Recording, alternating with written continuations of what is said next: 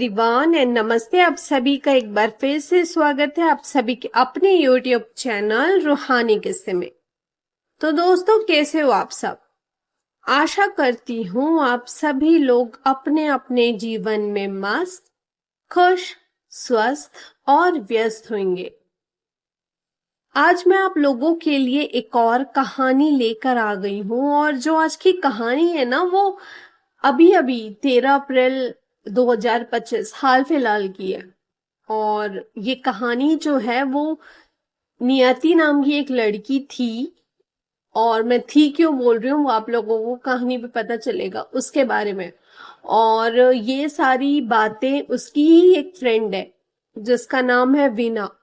उसने मुझे इंस्टाग्राम में लिखकर भेजी थी और ये मुझे ना काफी ज्यादा डिस्टर्बिंग स्टोरी लगी, तो मैंने सोची कि आप सभी लोगों के साथ शेयर करती हूँ। लेकिन कहानी शुरू करने के पहले आप सभी लोगों से रिक्वेस्ट करना चाहती हूँ कि अगर अब तक आप लोगों ने मेरे चैनल को रूहानी किस्से को सब्सक्राइब नहीं किया है तो प्लीज रूहानी किस्से को सब्सक्राइब करना मत भूलिएगा। तो चलिए, आज की जो कहानी है वीना ने मुझे बताई है, नियति की फ्रेंड ने, आप सभी के साथ शेयर करती हूँ। मगर उसके पहले मैं आप सब लोग से पूछना चाहती हूँ, क्या आप कभी जैसलमेर गए हो?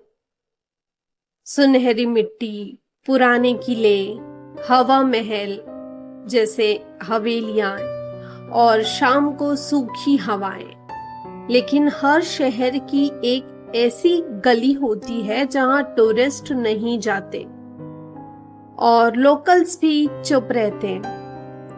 ये कहानी है जैसलमेर के एक पुराने हिस्से की, जहां एक छोटी सी लड़की रहती थी जिसका नाम था नियति।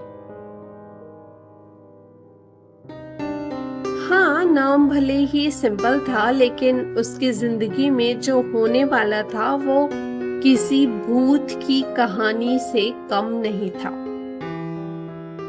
शुरुआत होती है एक छोटी सी जगह से। नियति के घर के पास एक खाली जमीन थी, ना बहुत बड़ी ना ही छोटी, बस 10-12 फुट का चक्कर होगा। वही जमीन उसके लिए मौत का दरवाजा बन गई। एक शाम की बात है, ठंडी सी हवा चल रही थी। नियति सब्जी लेने गई थी। उसकी मम्मी ने उसको बोली थी कि जाओ बेटा, सब्जी खरीद कर लेकर आ, पापा घर पर नहीं है। और जब वो सब्जी लेकर वापस आ रही थी तो उसने देखी कि जमीन हिल रही थी। हाँ, खुद ब खुद, जैसे कोई मिट्टी खोद रहा हो, पर वहां कोई था ही नहीं। थोड़ी देर बाद एक गड्ढा बन गया और उसके बीच एक पत्थर का टुकड़ा था। उस पर लिखा था नियति राठौर, पैदाइश 2006, मौत 2025। उसकी तो रूह कांप गई।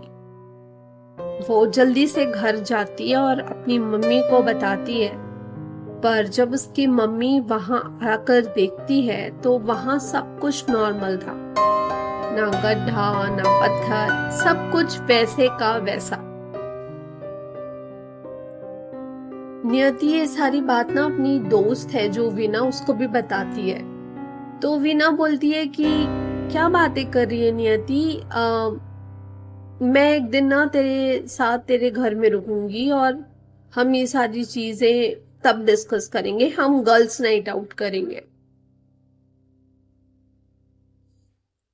तो नियति भी हाँ बोल देती है।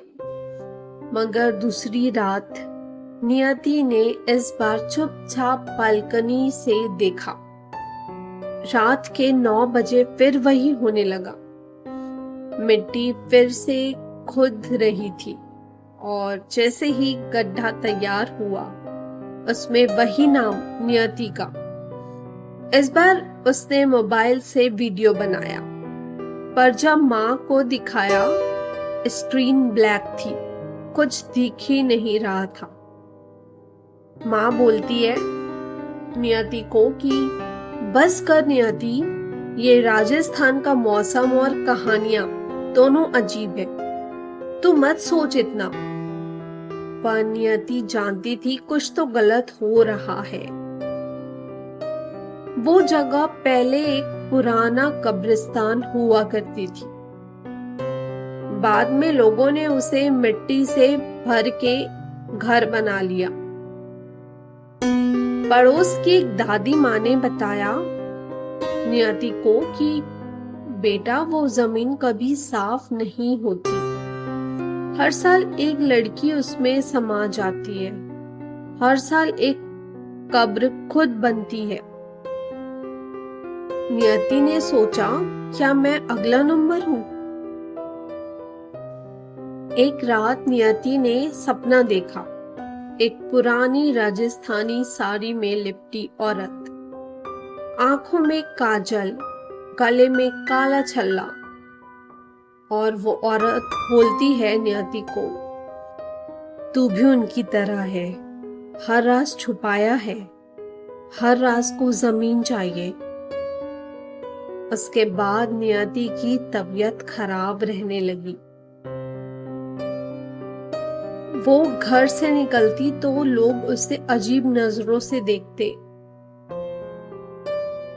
और जब वीना उसे दोबारा मिलती है ना तो वीना बताती है कि नियति एकदम पहचान में ही नहीं आ रही थी, और उसके साथ क्या हो रहा था मैंने उससे पूरा ना डिस्क्रिप्शन में एक एक चीज बता बोली। तब उसने मुझे ये सारी बातें बताई, और उसने ये भी बताई कि मैं आजकल स्कूल कॉलेज कहीं नहीं आती जाती हूँ क्योंकि लोग मुझे बहुत अजीब तरीके से देखते हैं, जैसे सब जानते हो कि कुछ होने वाला है। 13 अप्रैल की रात राजस्थान में वो सबसे गर्म दिन था, लेकिन उस दिन रात को ठंड थी। नियति ने खुद उस जमीन को खोदा, उसने खुदाई शुरू की। 6 फुट अंदर एक आईने जैसा सरफेस मिलता है उसको, और उसके नीचे लिखा होता है जिंदा है पर मौत उसी का इंतजार करती है जो अपने सच से भागता है। और फिर आईने के अंदर से उस औरत की तस्वीर उभरती है, साड़ी में, आंखों में अग्नि, और बोलती है नियति को कि कब्र तू नहीं, तेरा राज बनता है। अब उस राज को भी जमीन चाहिए। एक तेज हवा आती है और नियति उस गड्ढे में गिर जाती है। अगली सुबह 14 अप्रैल घर वाले चीख मारते हुए बाहर भागते हैं। वही जगह पर एक नई कब्र थी। उस पत्थर पे लिखा था नियति राठौर, पैदाइश 2006, मौत 13 अप्रैल 2025। पर नियति की बॉडी कहीं नहीं मिलती। पुलिस भी ढूंढती है पर कुछ नहीं मिलता। और आज भी जैसलमेर में वही जमीन अब भी खाली है। लोग उसके आसपास घर भी नहीं बनाते हैं, और ना टूरिस्ट लोग उस गली से गुजरते हैं, क्योंकि जो टूरिस्ट गलती से वहां चले जाते हैं ना, वो कभी वापस नहीं आते। हर रात 9 बजे एक नई कब्र खुद बन जाती है, और उसमें वही नाम होता है जिसका नंबर अगला होता है।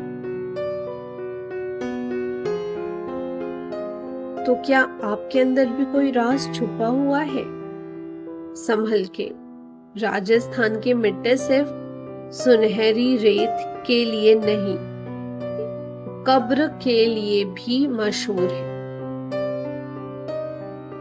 तो दोस्तों, अगर आप लोगों को ये कहानी अच्छी लगी हो तो इस कहानी को एक लाइक और मेरे चैनल को सब्सक्राइब करना मत भूलिएगा। और मैं बिना आपका दिल से थैंक यू कहना चाहती हूँ कि आपने अपनी आप बीती जो आपने देखा है वो मुझे इंस्टाग्राम में लिख कर भेजा।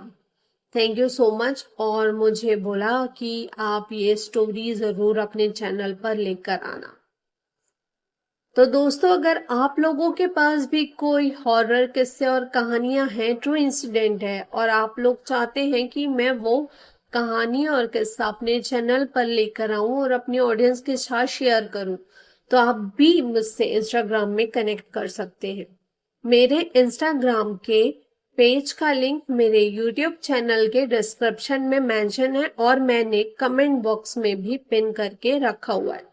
तो चलिए, आप सभी लोगों से फिर से मुलाकात होगी एक और कहानी के साथ, एक और सत्य घटना लेकर। तब तक के लिए bye bye, take care and thank you for watching.